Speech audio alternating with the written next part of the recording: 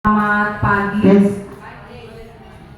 Ya, pertama-tama saya ucapkan terima kasih kepada Ibu Kepala Sekolah yang sudah meluangkan waktunya untuk hadir di ruangan ini untuk mendukung saya dalam kegiatan diseminasi budaya positif.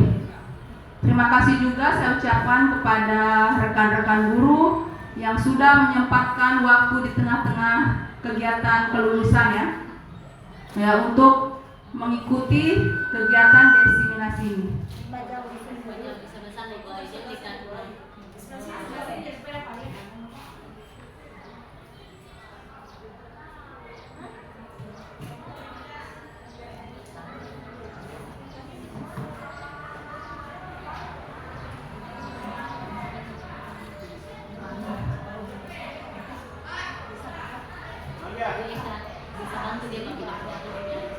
Terus boleh kirim foto tadi. Terus yang foto tadi. Bagus kali ya. Ya, langsung saja. Apa itu budaya positif? Budaya positif adalah keyakinan dan nilai yang disepakati yang menjadi kebiasaan bersama yang akan dilakukan dalam waktu yang lama. Menerapkan budaya positif dapat meningkatkan kesadaran siswa dalam membentuk karakter yang positif. Budaya positif dapat dibuat melalui kesepakatan antara guru dan siswa agar siswa merasa terlibat dan bertanggung jawab dalam menjalankan disiplin tersebut. Nah, menurut Ki Hajar Dewantara, memberikan kontribusi besar dalam membentuk konsep budaya positif, menjelaskan bahwa tujuan pendidikan adalah menuntun kodrat anak untuk mencapai kebahagiaan. Ya, apa itu disiplin positif? Bisa guru-guru mungkin kasih pendapat apa yang rekan-rekan guru ketahui tentang disiplin positif.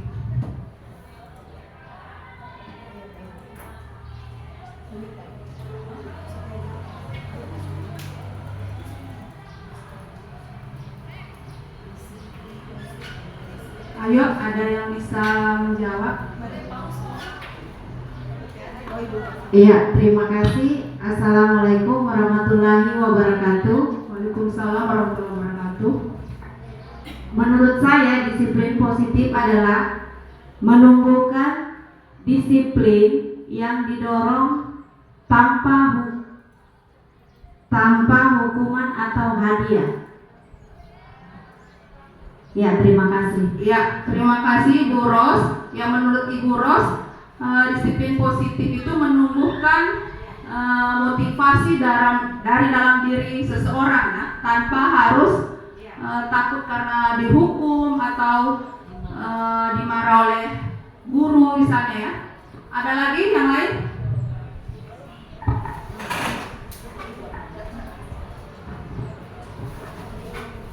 Nah, terima kasih. Menurut saya, disiplin positif itu adalah suatu tindakan yang memberikan perhatian khusus pada pengembangan disiplin dan tanggung jawab diri dengan pendekatan yang seimbang dan mendukung proses kembangnya anak. Terima kasih, Bu. Ya, terima kasih Ibu Nita. Ya, luar biasa sekali ya. Masih ada? Ibu Rumi?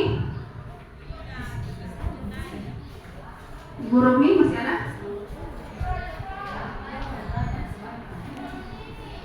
Masih ada? Tidak? Mungkin Ibu Kepse? Jadi sebagai penguatan saja bahwa disiplin positif itu sebetulnya harus ada di setiap sekolah. Cuma bagaimana menumbuhkan itu memang sangat sulit. Terkadang supaya disiplin positif itu ada di sekolah, kita memberi hukuman atau kita paksakan, sehingga disiplin itu tidak menjadi bagian dari tanggung jawab, tetapi hanya karena misalnya takut dihukum atau supaya dapat hadiah, supaya dapat pujian. Jadi menumbuhkan budaya positif harus ada di kesadaran anak itu sendiri, dan yang pertama tentu kita sebagai pendidik yang akan menjadi contoh supaya anak-anak itu melihat begitu. Terima kasih Bu Kepse ya.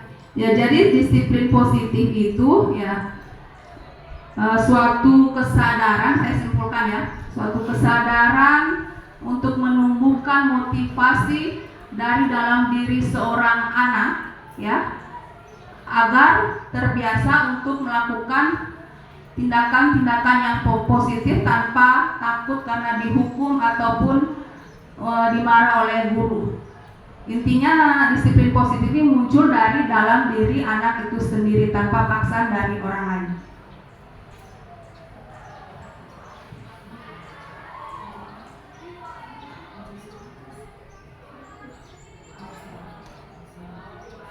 Ya, di sini ada teori kontrol menurut Dr. William Glasser. Ya, yang pertama, ya, Anda tidak bisa mengontrol orang lain, hanya Anda yang bisa mengontrol diri Anda.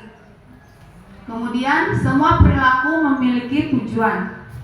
Yang berikutnya, model berpikir menang-menang, kolaborasi dan konsensus menciptakan pilihan-pilihan baru. Yang berikutnya, realitas atau kebutuhan kita berbeda-beda.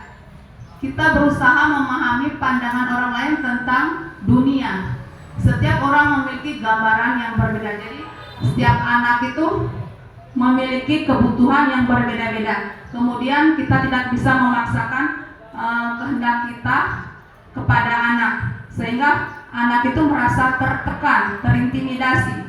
Ya, seperti yang filosofi yang dikatakan oleh Kak Ade bahwa guru itu harus menuntun anak. Makna disiplin. Nah, di sini ada teori motivasi, yaitu tadi sudah disampaikan bahwa motivasi disiplin positif itu dari dalam diri dan dari luar. Yang pertama, motivasi ekstrinsik untuk menghindari hukuman. Yang kedua, untuk mendapatkan imbalan. Yang ketiga, untuk menghargai diri sendiri. Sedangkan motivasi intrinsik itu nilai-nilai kebajikan yang universal. Kemudian ada 5 posisi kontrol. Yang pertama, penghukum, pembuat rasa bersalah, teman, pemantau, dan manajer.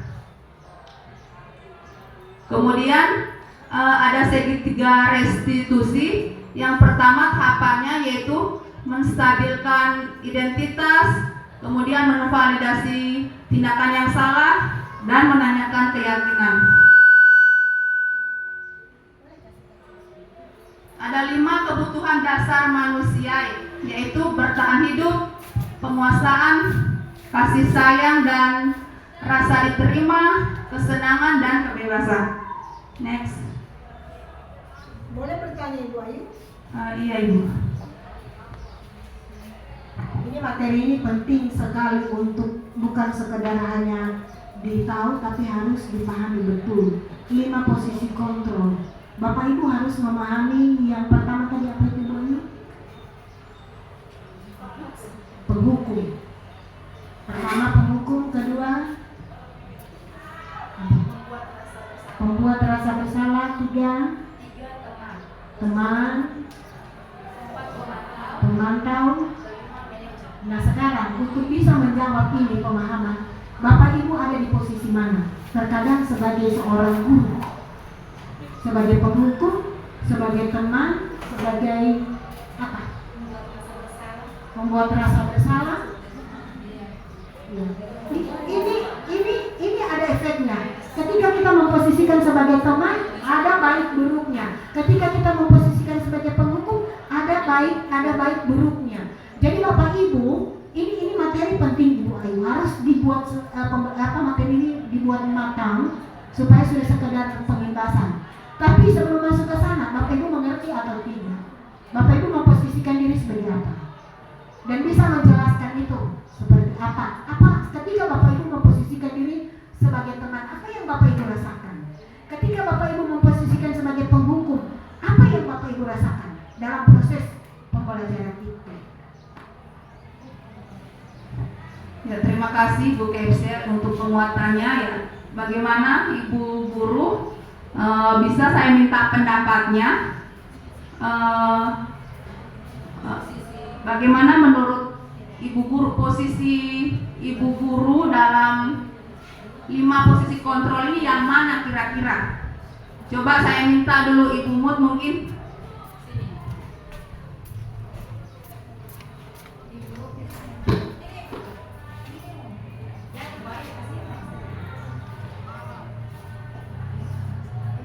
Ya, pribadinya Ibu.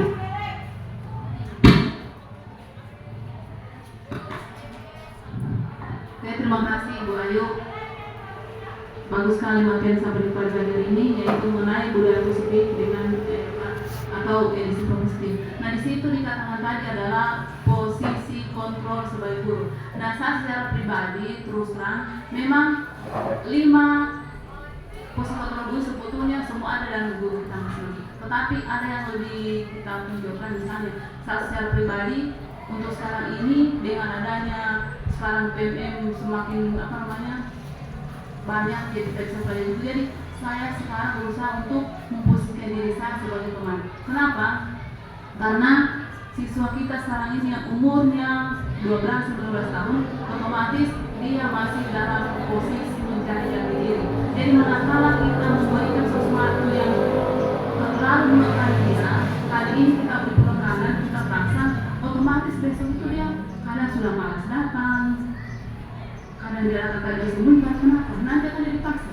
Nah, dengan saya memutuskan diri saya sebagai teman, saya berusaha memahami dia.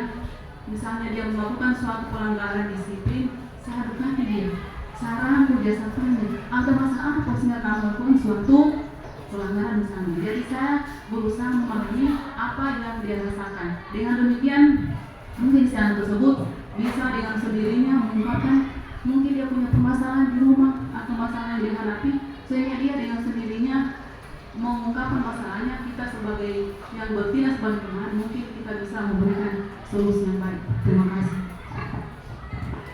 Ya, terima kasih Bu Rukni.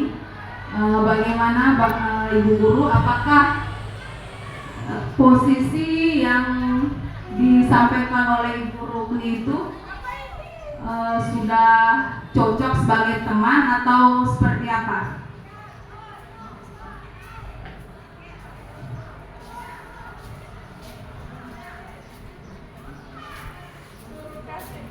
Bagaimana Bapak Ibu, kalau menurut Ibu ketika Ibu Rukni memposisikan diri sebagai teman, bagaimana Ibu rasakan dalam proses pembelajaran? Karena 5 posisi tidak selamanya itu melekat pada Ibu Rukni. Bisa jadi di salah satu murid atau di murid yang lain menjadi penghukum kita, menjadi penghukum. Kemudian bisa jadi, nah ketika Ibu memposisikan diri sebagai teman, bagaimana tanggapan teman yang lain, atau bagaimana ketika suatu saat atau suatu kesempatan ternyata Ibu menghukum anak ini, misalnya kan ini tidak paten, relatif, tidak selamanya kita memposisikan diri sebagai teman. Ada saat dimana kita memposisikan diri sebagai penghukum. Lalu bagaimana yang Ibu rasakan ketika yang tadinya memposisikan sebagai teman tiba-tiba menjadi penghukum? Apa yang anak itu lakukan? Apa seterusnya dia tetap mendengar dengan Ibu, dekat dengan Ibu, atau ini mulai masa saya diri ke masa pasti akan ada satu hal. Kalau menurut Ibu Rukni,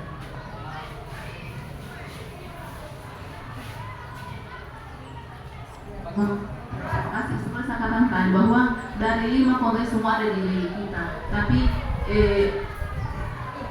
kita tergantung sesuai dengan yang terjadi pada saat itu. Misalnya pada saat itu situasi menginginkan saya sebagai teman, saya cuma teman. Nah, ketika sedang pelajaran itu memposisikan diri saya sebagai teman, di dalam pelajaran itu anak-anak merasa senang, tidak merasa tertekan, dia enjoy dalam belajar. Karena kenapa?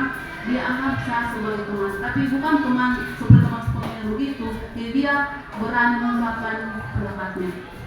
Thank you. Ya, terima kasih Bu Rukni.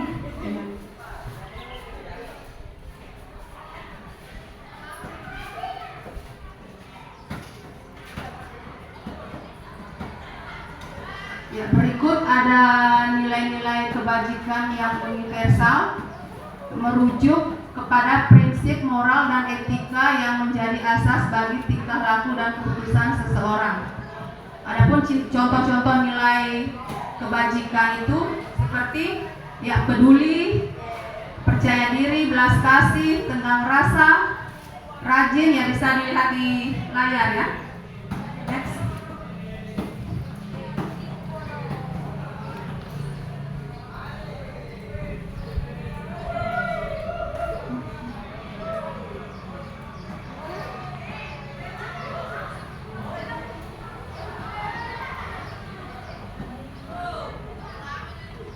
Selanjutnya ada 5 kebutuhan dasar manusia.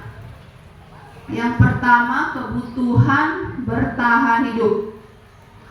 Kasih sayang dan rasa diterima, penguasaan dan kebutuhan pengakuan atas kemampuan, kesenangan, kemudian kebutuhan kebebasan. Ya, sekarang saya mau tanya kepada rekan-rekan guru, kira-kira secara individu rekan-rekan guru di sini kebutuhan apa yang paling dibutuhkan? Boleh Bu Ros?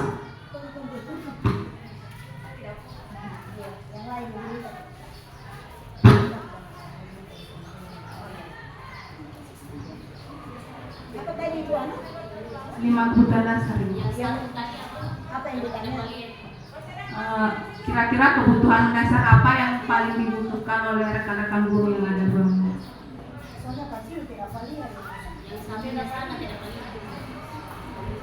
Kebutuhan bertahan hidup. Yang pertama, kebutuhan bertahan hidup. Colokan mana? Colokan HP supaya selesai.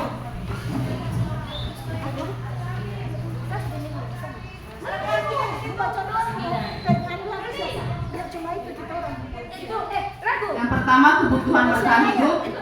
Ya, seperti kebutuhan makan, minum, ya. Kemudian kebutuhan rasa kasih sayang. Ya, misalnya Bapak Ibu butuh diperhatikan sama pasangan, sama suami. Ya, begitu juga dengan anak-anak kita juga butuh diperhatikan, butuh kasih sayang. Yang berikutnya, penguasaan. Jadi kebutuhan yang berhubungan dengan kekuatan untuk mencapai sesuatu atau penguasaan. Kemudian yang keempat, kesenangan. Ya, misalnya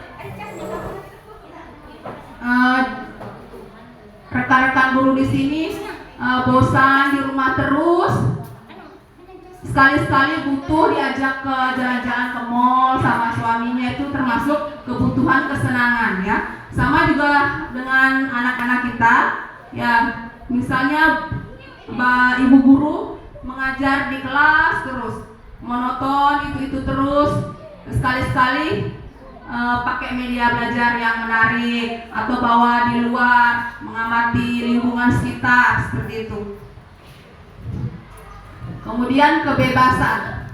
Jadi setiap individu itu ingin bebas. Ya. Misalnya kebutuhan akan kemandirian, memiliki pilihan dan mampu mengendalikan arah hidup seseorang anak dengan kebebasan yang tinggi, menginginkan pilihan. Ya, jadi dalam hal ini anak-anak itu tidak suka ditekan. Jadi anak itu ingin menjadi dirinya sendiri. Guru yang menghamba pada anak ya, bukan murid itu tidak harus mengikuti semua apa yang diinginkan guru. Ya, itulah konsep filosofi pendidikan menurut KHD. Ya. Kata menghamba itu kalau di dalam konteks agama itu kan kayak yang mendewakan sekali. Menurut Ibu Ayu, menghamba itu seperti maksudnya yang bagaimana yang bisa guru lakukan dalam konteks kata menghamba ke Ya, terima kasih Bu Rita. Ya, penghamba yang dimaksud ini bukan berarti kita harus tunduk sama siswa, tapi dalam artian kita harus melayani kebutuhan sesuai dengan minatnya. Misalnya anak yang satu dengan anak yang lain itu memiliki potensi yang berbeda-beda. Jadi kita harus memahami, oh dia kurangnya di sini. Kita tidak boleh marah, menjudge dia bahwa dia ini anak yang bodoh atau apa. Kita yang memberikan kebutuhan yang lebih baik, ya, memfasilitasi.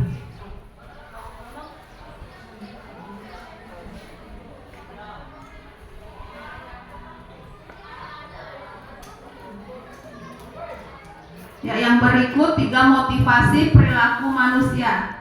Yang pertama, untuk menghindari ketidaknyamanan atau hukuman.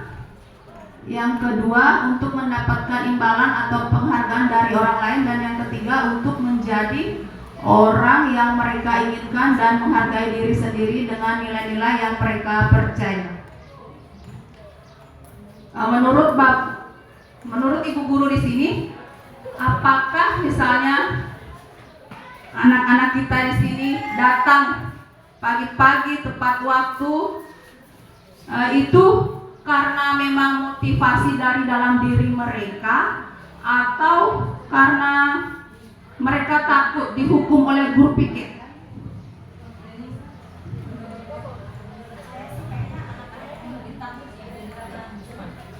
Oh ya, terima kasih. Ya, Ibu Eka.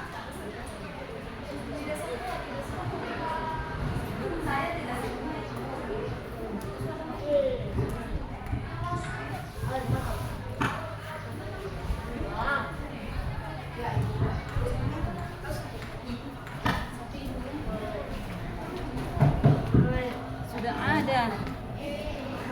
Ya, assalamualaikum warahmatullahi wabarakatuh dan selamat pagi untuk Satriasun. Kalau menurut saya, kadang-kala anak itu datang ke sekolah itu ada beberapa siswa yang karena kesadarannya sendiri, ada juga yang karena takutnya kena sanksi atau hukuman dari guru piket. Tapi yang lebih banyak yang terjadi itu kadang-kala anak datang ke sekolah itu bukan atas dasar kesadaran, tapi hanya ingin istilahnya menggugurkan kewajibannya sebagai siswa untuk datang di sekolah. Saya rasa seperti itu. Demikian, terima kasih. Ya, terima kasih Bu Mut. Ya, saya sepakat atas pendapat dari Bu Nita dan Ibu Mut, ya, bahwa motivasi anak-anak datang cepat ke sekolah itu ada juga yang memang dari motivasi dari dalam kesadaran mereka sendiri, tetapi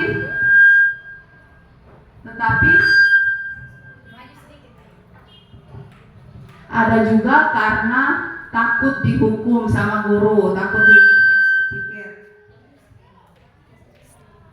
Ya, jadi itulah yang dimaksud dengan ada motivasi intrinsik dan motivasi ekstrinsik.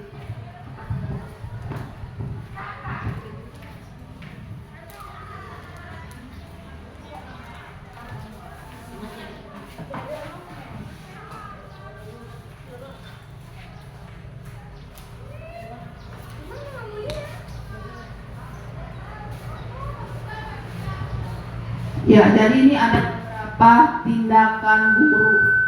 Apakah ini termasuk hukuman atau konsekuensi? Jadi hukuman itu berbeda dengan konsekuensi, ya. Yang pertama, mencatat 100 kali di dalam buku kalimat saya tidak akan terlambat lagi karena terlambat ke sekolah.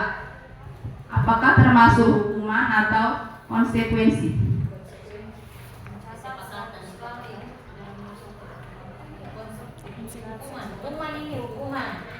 Iya, betul, ini termasuk hukuman, ya. Kalau konsekuensi itu lebih ke bagaimana siswa untuk mempertanggungjawabkan kesalahan.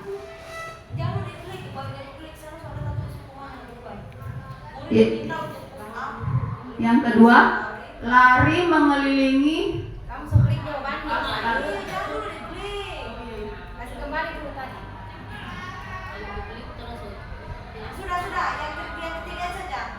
Yang ketiga, murid diminta untuk push up 15 kali karena tidak menggunakan masker ke sekolah. Iya, ini termasuk hukuman.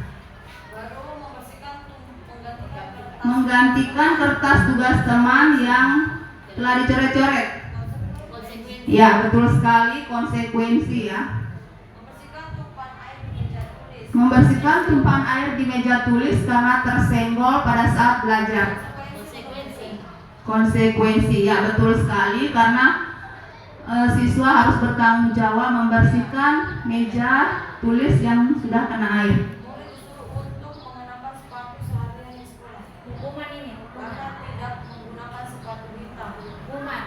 Murid disuruh untuk mengenakan sepatu seharian di sekolah karena tidak mengenakan sepatu hitam. Hukuman atau konsekuensi?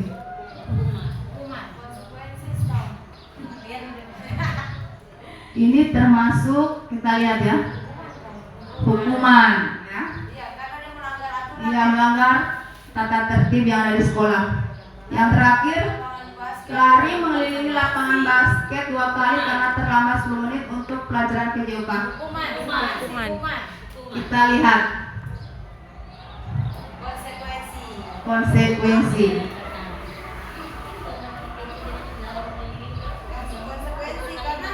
Karena siswa kan belum punya kesepakatan kelas. Iya.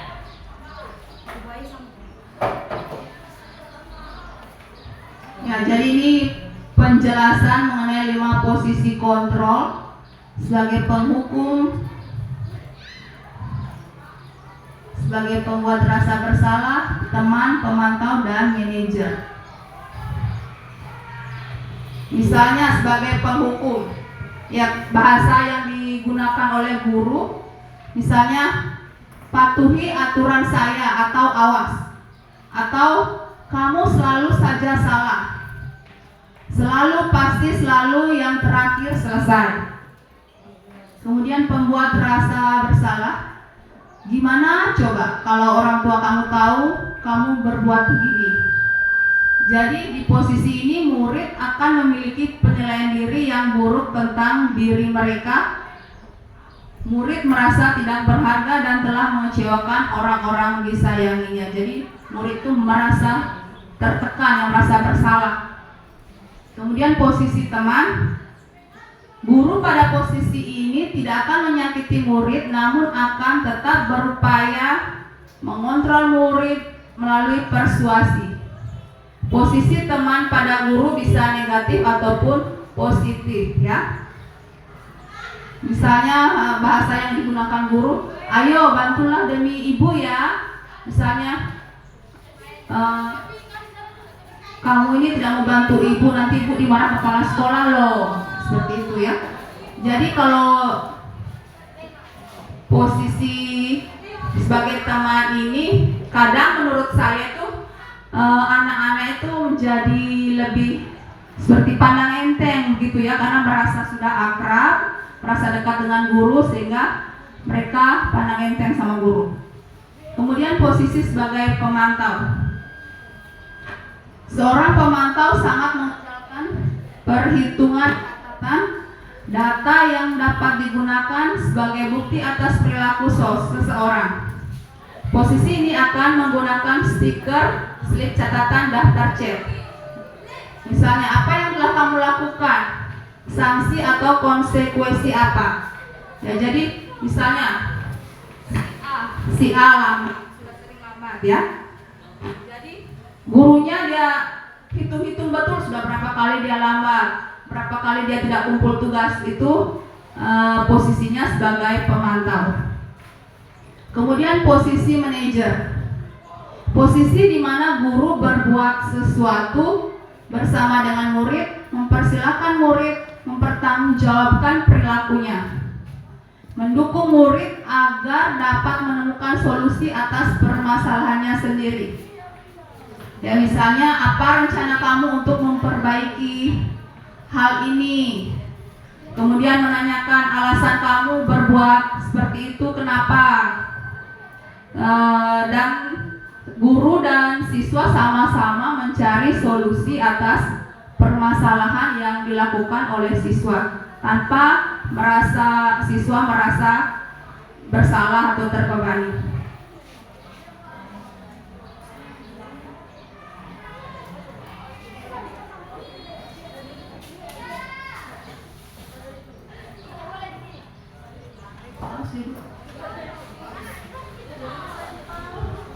Yang berikut, keyakinan kelas.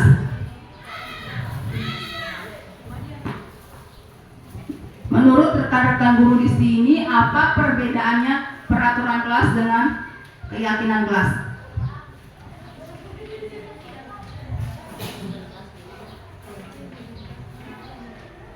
Sama atau tidak? Ya, berbeda ya. Kalau peraturan itu, ya misalnya di sini ada contoh ya di layar. Mengapa kita memiliki peraturan tentang penggunaan helm pada saat mengendarai kendaraan roda 2 atau motor? Ini fungsinya untuk keselamatan. Berarti ini termasuk peraturan. Kemudian peraturan itu kalimat-kalimat yang digunakan bersifat negatif. Misalnya, jangan membuang sampah sembarangan. Kemudian kalau dalam keyakinan kelas, kalimatnya itu positif. Kira-kira kalimat apa yang digunakan untuk mengubah jangan membuang sampah sembarangan? Ya, betul sekali Ibu Eka. Membuanglah sampah pada tempatnya. Atau misalnya tidak datang terlambat. Jadi kalimatnya apa? Ya, datanglah tepat waktu. Saya rasa rekan-rekan guru sini sudah paham semua ya.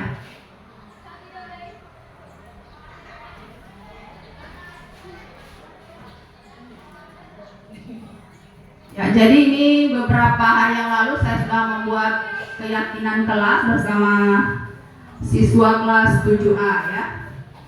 Jadi pembentukan keyakinan kelas itu bersifat lebih abstrak daripada peraturan yang lebih rinci dan konkret. Kemudian keyakinan kelas berupa pertanyaan-pertanyaan yang universal. Yang ketiga, pernyataan keyakinan kelas senantiasa dibuat dalam bentuk positif dan mudah dipahami ya, seperti yang sampaikan tadi.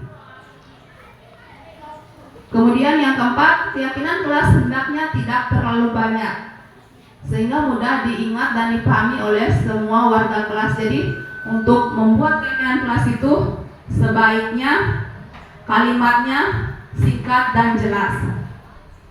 Yang kelima, keyakinan kelas sebaiknya sesuatu yang dapat diterapkan di lingkungan tersebut. Yang keenam, semua warga sekolah hendaknya ikut berkontribusi dalam pembuatan keyakinan kelas lewat kegiatan curah pendapat. Yang ketujuh, bersedia meninjau kembali keyakinan kelas dari waktu ke waktu. Jadi ke minggu lalu ini saya membuat keyakinan kelas atas berdasarkan, bukan saya yang menuliskan kalimat-kalimat itu ya. Saya bermusyawarah dengan anak-anak, kemudian menyepakati kalimat-kalimat, kemudian mereka tempel di dalam karton. Jadi apabila mereka suatu hari melanggar, maka mereka akan menerima konsekuensinya.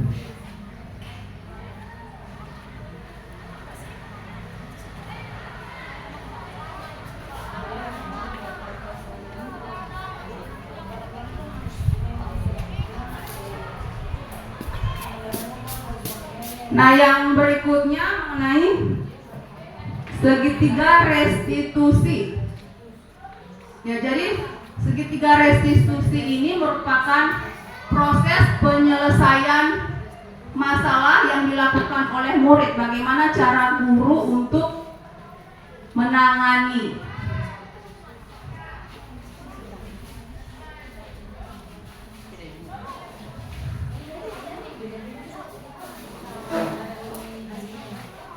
Ya, ini gambar segitiga restitusi.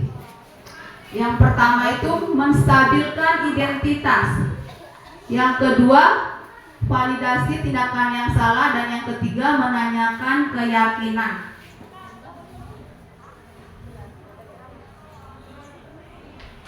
Dalam menstabilkan identitas, misalnya saya kasih contoh ya, misalnya si Palda ya, Palda sering lambat datang ke sekolah. Nah, di sini saya sebagai guru, kita tidak boleh langsung memberikan hukuman atau memarahi anak tersebut, tetapi sebagai guru kita harus menanyakan, ya, mencari tahu. Cari tahu tadi misalnya dari laporan dari guru piket bahwa Palda lambat. Kemudian untuk menvalidasi tindakan yang salah tersebut, guru menanyakan alasan kenapa Palda bisa lambat. Ya, belum tentu dia lambat karena faktor kesengajaan, mungkin karena ada alasan lain yang menguatkan, yang memang tidak bisa membuat dia datang lebih awal. Ya, kemudian setelah itu, ya ini ya,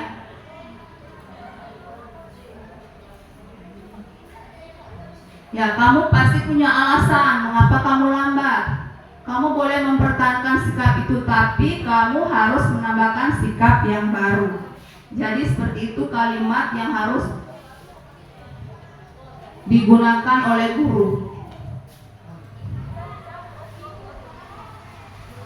Kemudian tahapan yang terakhir adalah menanyakan keyakinan.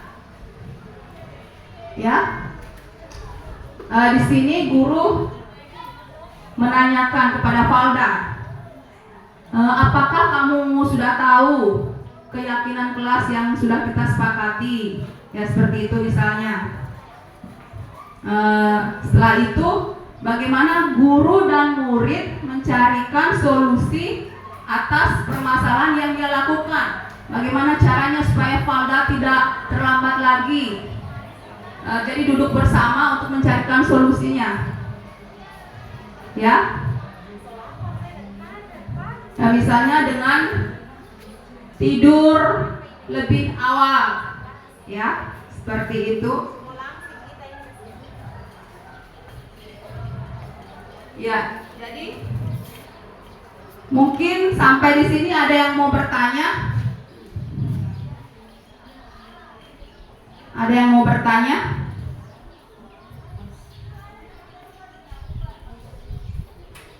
Baiklah, kalau tidak ada ya terima kasih rekan-rekan guru semua yang sudah menyempatkan waktunya untuk mengikuti diseminasi budaya positif ini. Semoga kedepannya bisa diterapkan di kelas, terutama guru-guru yang belum membuat keyakinan kelas bisa membuat keyakinan kelas dengan kalimat-kalimat yang positif. Ya, terima kasih. Assalamualaikum warahmatullahi wabarakatuh dan selamat siang.